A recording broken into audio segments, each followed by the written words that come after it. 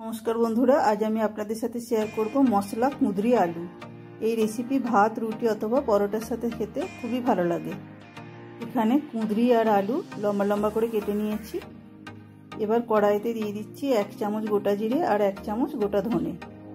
এটা আমি শুকনো ভেজে নেব। শুকনো ভাজা করে এটা আমি গুঁড়িয়ে নিয়েছি। এবার কড়াইতে দিয়ে দিচ্ছি 2 চামচ সরষের তেল আর দিয়ে দেব কালো জিরে ফোড়ন। ফোড়নটা হয়ে গেলে ওর মধ্যে কুঁদরি আর আলুটা দিয়ে দেব। এবার ওর মধ্যে দিয়ে দিচ্ছি 1/2 চামচ হলুদ গুঁড়ো, 1/2 চামচ লঙ্কা গুঁড়ো আর প্রয়োজন মতো লবণ দিয়ে ভালোভাবে নাড়াচাড়া করে এটা আমি ঢাকা দিয়ে দেব। কিছুক্ষণ পর ঢাকনা খুলে কুঁদরি আর আলুটা ভালোভাবে সিদ্ধ হয়ে গেলে ওর মধ্যে দিয়ে দেব ভেজে রাখা মশলা।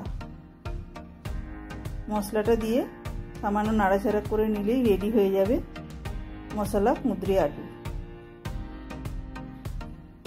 ভিডিওটি যদি আপনাদের ভালো লেগে থাকে দয়া করে একটি লাইক দিয়ে দেবেন ও চ্যানেলটিকে সাবস্ক্রাইব করে পাশে থাকার অনুরোধ রইল।